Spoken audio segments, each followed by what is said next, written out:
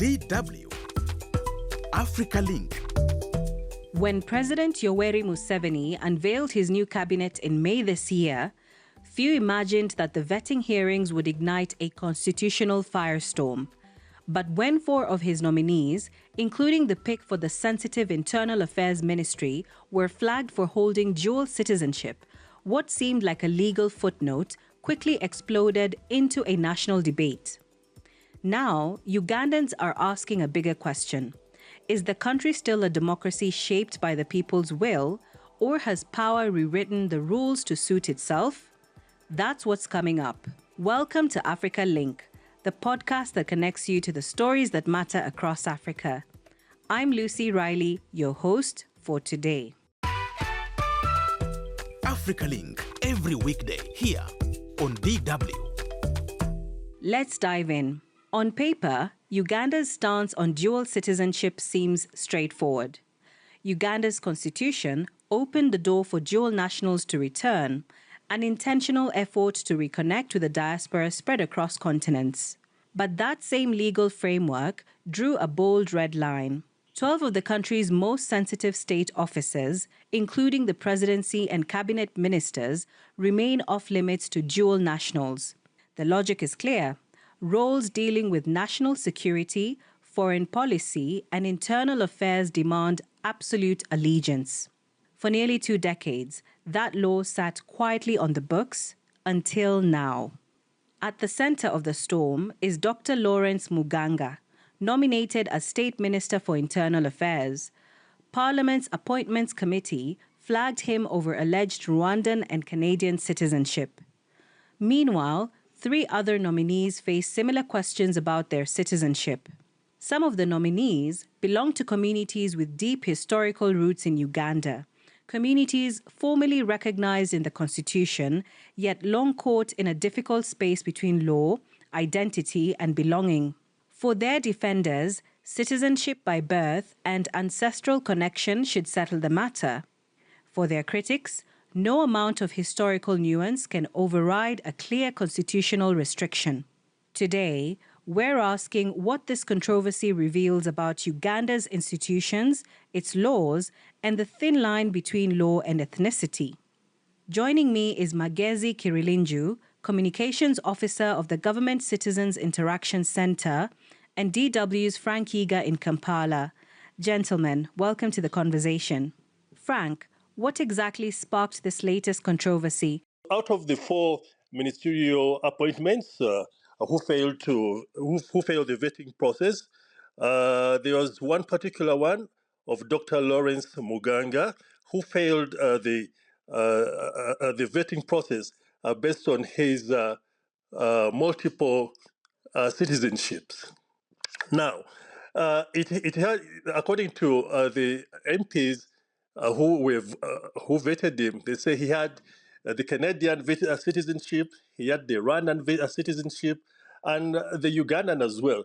But the key focus one was on his Rwandan citizenship, because when you look at our constitution, the Rwandans, whom we call Banyarwanda here, are accommodated in our constitution. They are Ugandan. But for him, they say that he was not a Munyarwanda, but a Rwandan. In other words, he does not qualify to be or to hold a position in government because it puts so much at risk.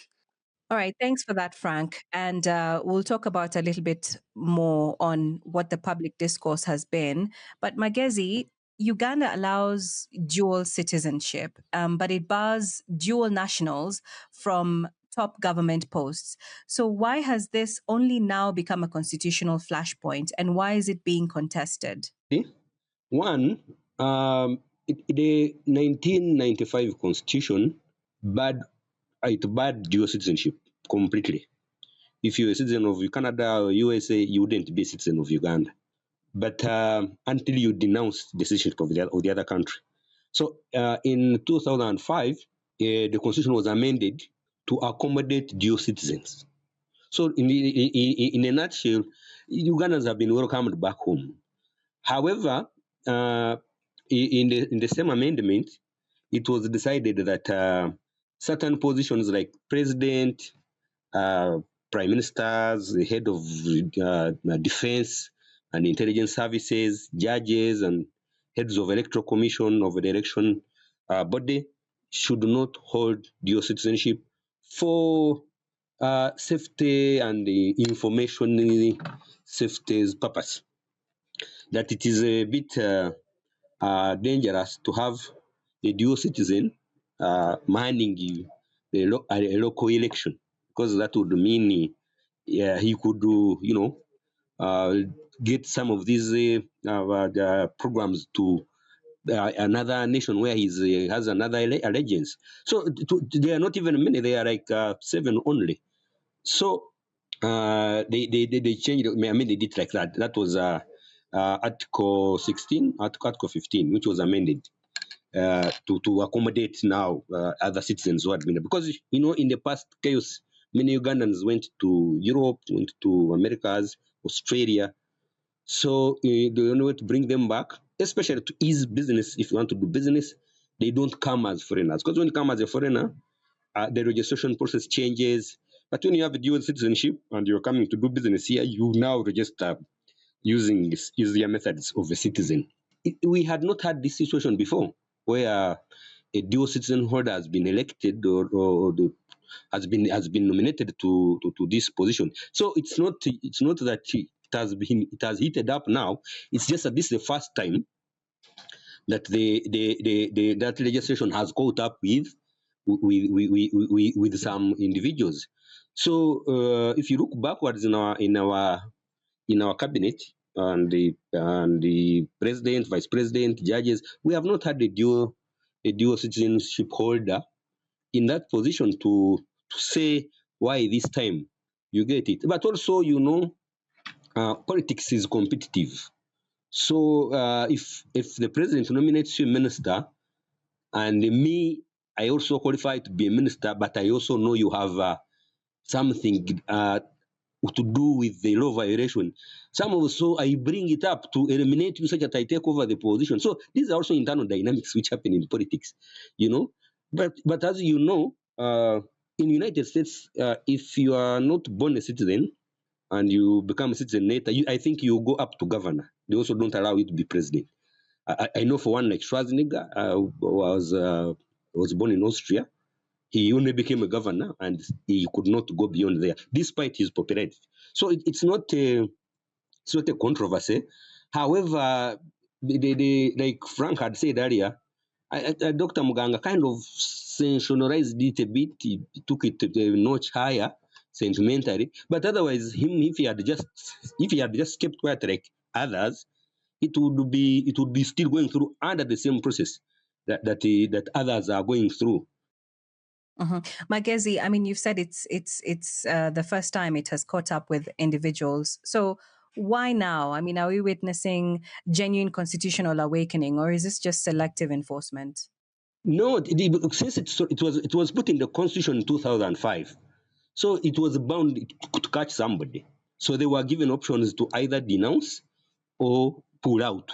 And I think for now, none of them I think has pulled out. They are all processing their citizenship issues with the other countries where they were, such that they can now come and serve, including Dr. Muganga himself. So it's not a selective issue.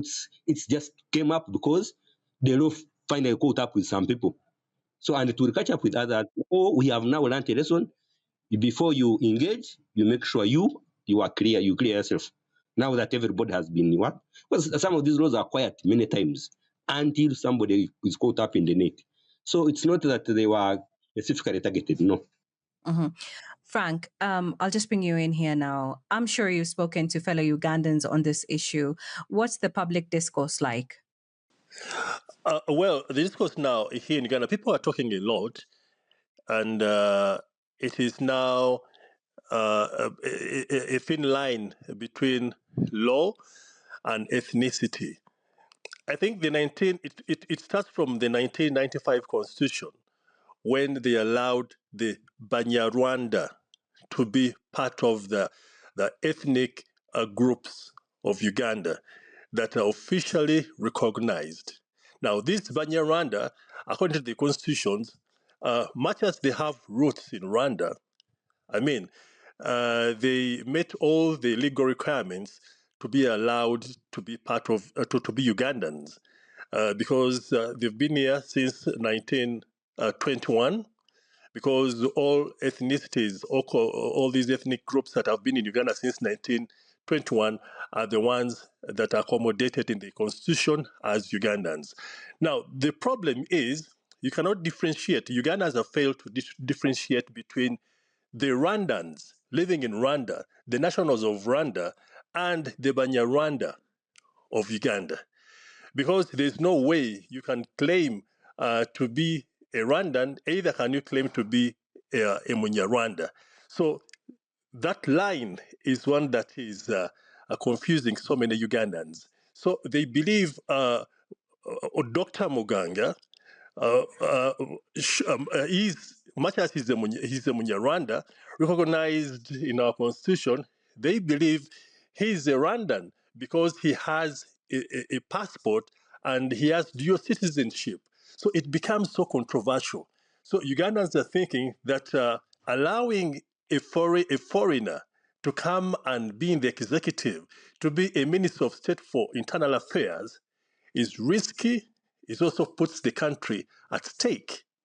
And besides that, my guess is say that the president appoints, which we all believe he appoints, but I don't believe that the president comes up with names without making prior investigations.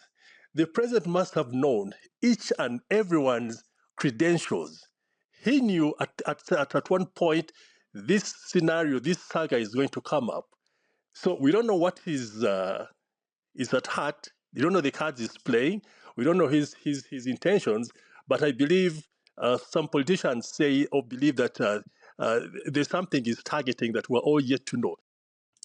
Okay, Frank, I know that we've reported that Uganda's ruling NRM is drawing in opposition and independent MPs, which is inadvertently putting the opposition under pressure. But how are opposition figures framing this controversy? Well, opposition and parliamentary leaders, we've seen them, come out to talk strongly and criticize the nomination of, especially Dr. Muganga as the Minister of State for Internal Affairs, citing constitutional concerns over his multi-citizenships, and also they say that the opposition members say that the constitution restricts individuals holding multiple citizenships from serving in sensitive cabinet positions without formalizing or renouncing the foreign allegiances. The opposition is strictly on the rule of law. They are strictly, advocating for government to follow the law. How the law states is how we should, all the necessary steps should be followed to appoint ministers. That's their position, and you don't blame them because it's the position of many Ugandans. Magezi cited it in his submission that the law clearly stipulates it's the position of the opposition politicians.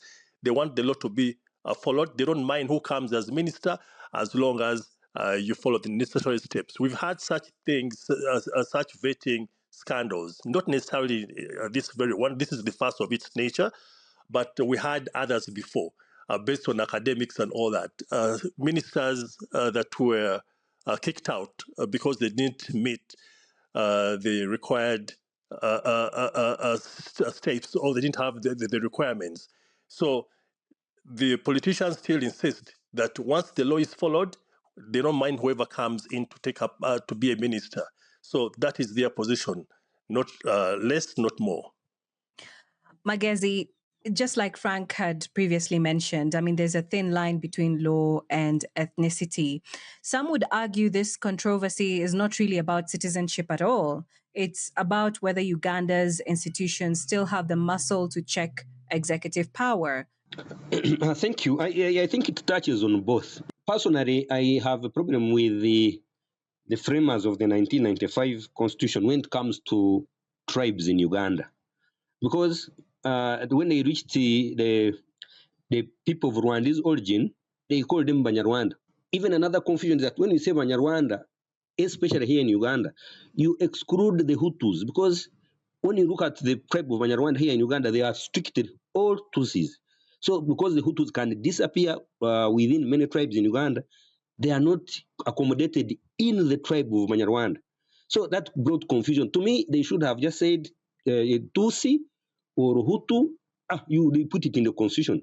If you have Rwandan origin, you are Hutu, but you live here, you're not called a Mnyarwanda, you're a Hutu or you're a Tutsi. Full stop. I don't think we would be having any confusion if Muganga's tribe was Tutsi.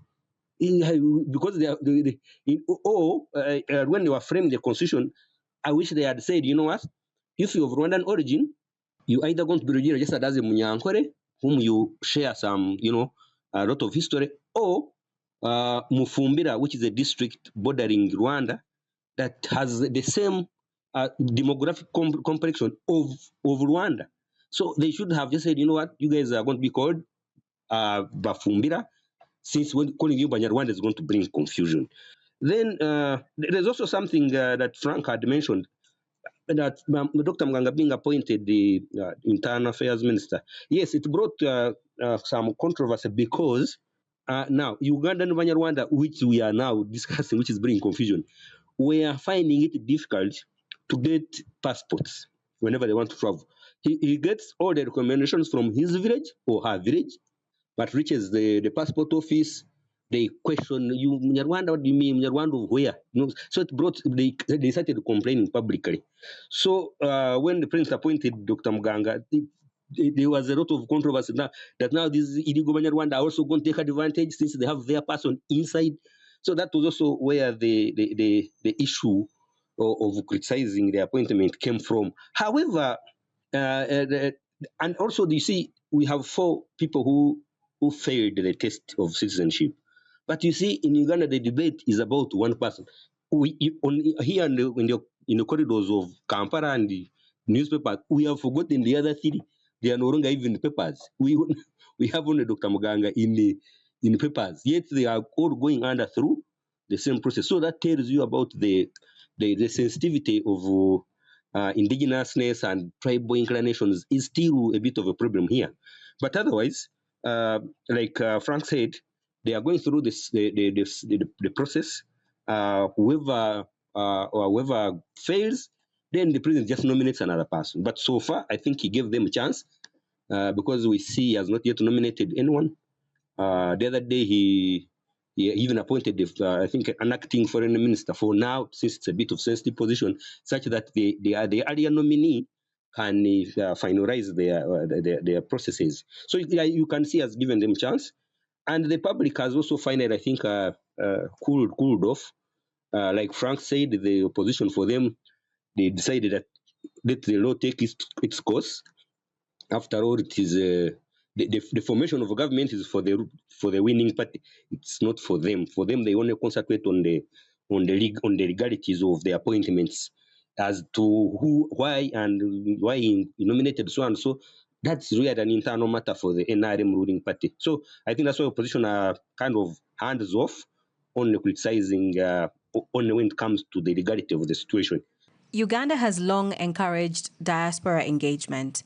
Does this controversy risk discouraging skilled Ugandans abroad from returning?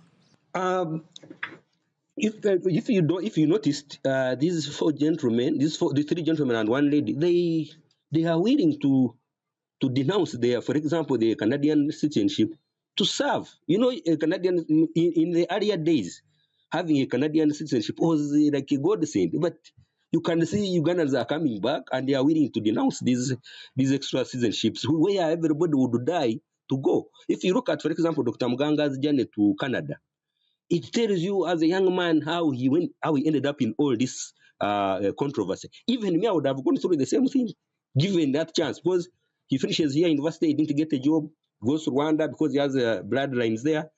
He gets a job. Now, to get a job, he needed Rwanda citizenship. He had no choice. When he gets a Rwanda citizenship, he realized that going to Canada was easy with the Rwandan passport. He goes, and when his life settles down, it's like, I'm going back to Uganda. So you can see these are things we do as young people, but this talent is welcome. Ugandans are coming back. And when they arrive here, we sort these are legal issues which you can go and sort. Okay. And as we come to a close, can Uganda benefit from global talent while demanding exclusive national allegiance in leadership roles? Now that this has happened, everybody now has learned the lesson. So if you're out there living in Sweden and you want to return and participate in politics, the first thing you do is denounce the Swedish citizenship, because now already because some of these laws can be quiet and citizens forget about them until they are found in the net. I was like, I didn't even know this. Many of them didn't know. I am very sure most of them didn't, because we write constitutions, but citizens don't read those constitutions because these people should have known. Actually, I'm only disappointed with one because she has been a parliamentarian, I think, for the last 2 terms. Yeah, two. That's 10 years. She should have known that, hey, if you get nominated, you shall have this problem as a minister if you get nominated by the president. Unless she didn't think she would be nominated, so she didn't mind clearing the legal hurdles. But otherwise, Madam Honorable Shasi, for her, she has been in parliament. She should have had time to read the constitution and know, with these two citizenship hanging over me, if I ever get nominated by the president, I will find it very, very difficult to be cleared by parliament. So which has happened. So this has been a learning lesson. Ugandans are welcome. Even the non-Ugandans are welcome to become Ugandans. So I'm happy that these three gentlemen and the lady are willing to discard of citizenships that we held dear almost like 20 years ago to serve as ministers. And a minister, you can serve for only 2 years and the president changes cabinet. So if you are willing to serve for 2 years by dumping the Canadian citizenship, I mean, that means Ugandans are willing to come back. They are talented ones are willing to come back. Dr. Muganga is here, and he as a Ugandan will be protected. Either he has, because the route to clearing is also very, very, very straightforward. Do A, B, C, D, and you are not in contravention of the constitution, because that's the only problem, that your nomination contravenes the constitution. If you can sort that part, then you can go ahead and serve. So with the talent we are welcoming, all Ugandans are welcome. Actually, that is the reason why dual citizenship was introduced in 2005, to make Ugandans return and work here. Wonderful. Gentlemen, thank you so much for your time today. Well, thank you, Madam Riley, for hosting us. It's a pleasure being hosted. Yes, it's a pleasure, Riley. Get the stories that are shaping the continent here on AfricaLink. Beyond Parliament and the corridors of power, this debate is being held by Ugandans. At its core, this debate asks whether Uganda's institutions are resilient enough to uphold the law consistently, no matter who is in the spotlight. The four nominees could still renounce their foreign citizenship and assume office. But the deeper questions this controversy has thrust into the public eye won't be settled by a signature on a renunciation form. That brings us to the end of today's show. Thank you for listening. We want to hear from you. Are dual citizens being unfairly targeted? Share your thoughts with us on Facebook and TikTok at DW Africa. Listen on Spotify or wherever you get your podcasts, and don't forget to subscribe to our DW Africa YouTube channel. This show was co-produced and edited by Isaac Mugabe. I'm Lucy Riley. Bye for now.